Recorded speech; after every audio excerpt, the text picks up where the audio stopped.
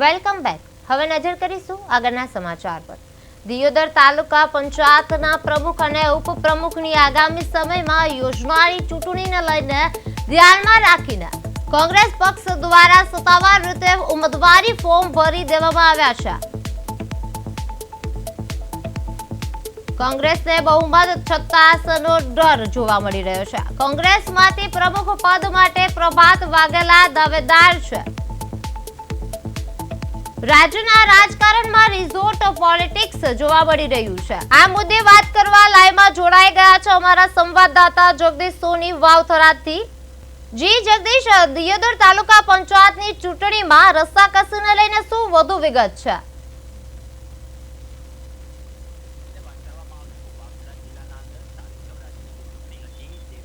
बाद आपने क्या चित्र थયું હતું જેમાં દિયોદર તાલુકા પંચાયતની વાત કરવામાં આવે તો દિયોદર તાલુકા પંચાયતોના અંદર હાલ કોંગ્રેસ પાસે કુલ 12 સભ્યો છે અને ભાજપ પાસે 10 સભ્યો છે. જો કે હાલ આજે પ્રમુખ અને જે ઉપપ્રમુખની જે ચૂંટણીને લઈને જે રાજકારણ જે ગરમાયેલું છે તેને લઈને હવે સૌ કોઈની નજર છે તે સીધી તાલુકા પંચાયત ઉપર છે. જો કે આજે 11 વાગે આ પ્રમુખ અને ઉપપ્રમુખ જાહેર થનાર છે. તેની પહેલા કોંગ્રેસના જે 12 સભ્યોને જે અજ્ઞાત સ્થળ ઉપર લઈ જવામાં આવ્યા હતા તે તમામ 12 સભ્યો હાલ તાલુકા પંચાયત કચેરી ખાતે પહોંચ્યા છે. અને જો કે બીજી તરફ ભાજપના જે 10 સભ્યો છે તે 10 સભ્યો હાલ તાલુકા પંચાયત કચેરી ખાતે પહોંચ્યા છે. જો કે તાલુકા વિકાસ અધિકારીની હાજરીના અંદર જ ટૂંક સમયના અંદર જ આ બેઠક મળશે અને આ બેઠકના અંદર પ્રમુખ અને ઉપપ્રમુખની વરણી કરવામાં આવશે. જો કે બીજી તરફ વાવથરા જિલ્લાના જે લાખણી તાલુકા પંચાયત છે તેનું પણ ચિત્ર જે છે તો ક્યાંક ને ક્યાંક ચિત્રના અંદર પણ અવનવા જે રૂપો છે તે સામે આવી રહ્યા છે. તાલુકા પંચાયત લાખણીની જો વાત કરવામાં આવે તો લાખણીના અંદર પણ હાલ કોંગ્રેસ પાસે 13 સભ્યો છે અને ભાજપ પાસે 8 સભ્યો છે. જો કે એક અપક્ષનો ઉમેદવાર હોવાથી દિયોદર વિધાનસભાની જે બંને તાલુકા પંચાયત છે લાખણી અને દિયોદર આ બંને તાલુકા પંચાયત ઉપર કોંગ્રેસ તે શાસન લાવી શકે છે. જી, કોંગ્રેસનું સંખ્યા વધુ છે તો ડર કેમ છે?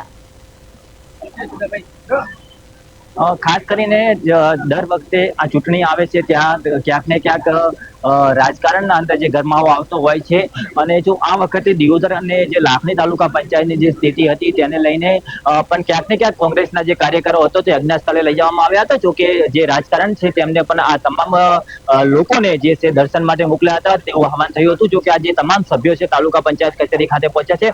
આપણી સાથે અહીંના જે નરસિંહભાઈ દેસાઈ છે તે જોડાયેલા છે. કોંગ્રેસના જે પૂર્વ પ્રમુખ છે તેમની સાથે વાત કરવાનો પ્રયત્ન કરશો. નરસિંહભાઈ, તાલુકા પંચાયતની આજે પ્રમુખ અને ઉપપ્રમુખની ચૂંટણી છે અને આજે તમામ સદસ્યો છે તે તાલુકા પંચાયત કચેરી ખાતે પહોંચ્યા છે. ટૂંક સમયમાં બેઠક મળશે અને ક્યાંક ને ક્યાંક હવે દિયોદર તાલુકા પંચાયત ઉપર કોંગ્રેસ સત્તા મેળવી રહી છે. શું કહેશો?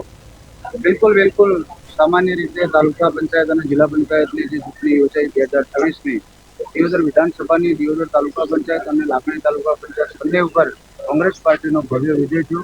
સૌ પ્રથમ તો તમામ મતદારોનો આભાર પ્રગટ કરીએ છીએ કે કોંગ્રેસ પાર્ટીને સત્તા આપી છે. આજે એની સામાન્ય ચૂંટણી છે પ્રમુખ અને ઉપપ્રમુખની. એવી જ રીતે લાખણી પર પ્રક્રિયા ચાલુ છે.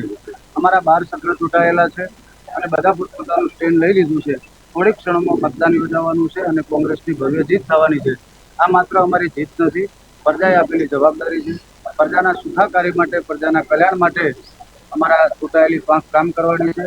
અને રહી વાત જે અગાઉ આપણે સવાલ કર્યો એમ કે અમે અજ્ઞાત સ્થળે કોઈને લઈ ગયા નતા, ન ઉપાડી ગયા હતા, પરંતુ ચૂંટાયેલા 12 સભ્યોની એક ઈચ્છા એવી હતી કે અમે એકબીજાથી પરિચયમાં આવીએ, એકબીજાને ઓળખાણ થાય, એકબીજાથી નજીક આવીએ. એ માટે દેવ દર્શન થાય, દેવોને પ્રાર્થના થાય કે પ્રજાના હિત માટે બધા સાથે મળીને કામ કરે અને એકબીજાની એકતા અને ભાવનાની લાગણી માટે પ્રવાસમાં ગયા હતા ને આજે સીધા તાલુકા પંચાયત આવીને મતદાન કરશે. તો નરસિંહભાઈ કહી રહ્યા છે કે તાલુકા પંચાયત કચેરી ખાતે ટૂંક સમયના અંદર આ બેઠક મળવાની છે અને ક્યાંક ને ક્યાંક હવે તાલુકા પંચાયત ઉપર કોંગ્રેસ જે છે શાસન લાવી શકે છે. જી, શું આગળ જોતા તોડતી જોડતી રાજનીતિ છે થઈ શકે છે? હાલ તો કોઈ એવા ચિત્ર સ્પષ્ટ નથી, પરંતુ ક્યાંક ને ક્યાંક ભય જે છે ભય છે એ ફેલાયેલો છે. દિયોદર અને લાખણી ઉપર સમગ્ર વાવ, થરાદ અને બનાસકાંઠા અને ગુજરાતની નજર છે. જો કે હાલ તમામ સદસ્યો જે છે તે તાલુકા પંચાયત કચેરી ખાતે પહોંચ્યા છે અને તાલુકા પંચાયત કચેરી ખાતે સભાખંડના અંદર હાલ બેઠક જે છે તે ચાલી રહી છે. તો હજુ સુધી પણ એવું કોઈ ચિત્ર સામે નથી આવ્યું કે તોડ જોડનું જે ચિત્ર હોય, પરંતુ ક્યાંક ને ક્યાંક જે ડરનો માહોલ છે તે ઉભો જ છે. પરંતુ જે દિયોદર અને જે લાખણીના જે મતદારો છે, જે લોકો છે, તમામની નજર હાલ બંને તાલુકા પંચાયત ઉપર છે. જી જગદીશ, સમગ્ર માહિતી બદલ આપનો આભાર.